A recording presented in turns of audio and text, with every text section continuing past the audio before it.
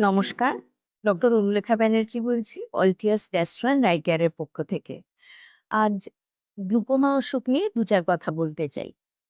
Glaucoma কিন্তু আজকের দিনে leading cause of irreversible blindness, মানে গ্লুকোমার দৃষ্টি একবার চলে গেলে কিন্তু আর কখনোই আসে না।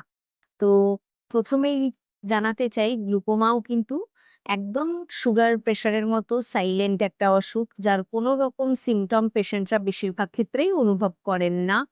এবং সেক্ষেত্রে অনেকটা অসুখ বাড়ার পর ওনারা বুঝতে পারসটা হয়তো অত পরিষ্কার দেখছেন না, কিংবা কখনো, কখনো দেখা যায় যে অ্যাঙ্গেল ক্লোজার গ্লকোমা, এটা কিন্তু একটা ভ্যারিয়েন্ট অফ গ্লুকোমা।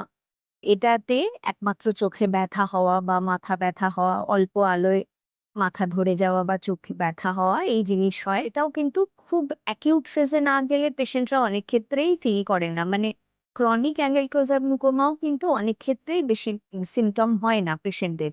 এবং এই অসুখের প্রধান বৈশিষ্ট্য হচ্ছে এটা ভীষণ আস্তে, আস্তে বাড়ে। মানে স্লোলি প্রোগ্রেসিং, কিন্তু একদম সাইলেন্ট। কাজেই রেগুলার বয়স্ক মানুষদের চোখের প্রেশার চেকআপ করান। বাড়িতে কারো গ্লুকোমা অসুখ আছে, বাবা-মা, মায়েদের, ভাই-বোন, জ্যাঠা, আ যেকোনো ব্লাড রিলেশনে কারোর গ্লুকোমা অসুখ থাকলে ওদেরা স্ক্রিনিং করান।